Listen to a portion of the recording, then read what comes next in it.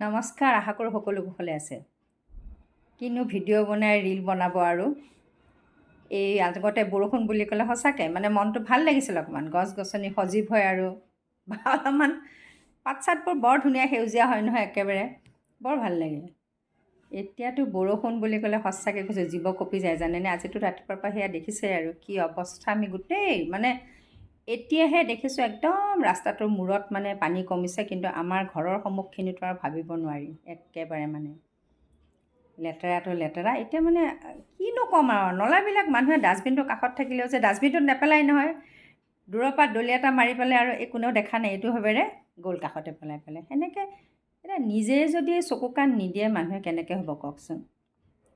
বিৰাট ভয়ানক হৈছে তাৰমানে। অকণমান এজাক বৰষুণ আহিলে আমাৰ একদম জীৱ কঁপি যায় জানেনে আজিকালি। আৰু আজিৰ দৰে পানী আমাৰ আগতে কিন্তু ঘৰৰ মানে চোতালত তেনেকৈ সোমোৱা নাই।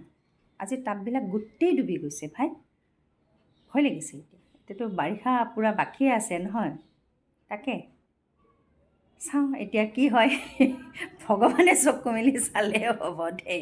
সঁচা অকল আমাৰে নহয় ধৰক, এতিয়া মানে গুৱাহাটীখনৰ একেবাৰে অৱস্থা বৰ ভয় লগা হৈছে। কিন্তু তেওঁক সকলো সাৱধানে ৰাখিব লাগিব হয়নে, নিজে নিজে ৰাখিব লাগিব আৰু নলা নৰ্দমা নদী সকলো চাফা কৰি। ধন্যবাদ দেই, আহোঁ।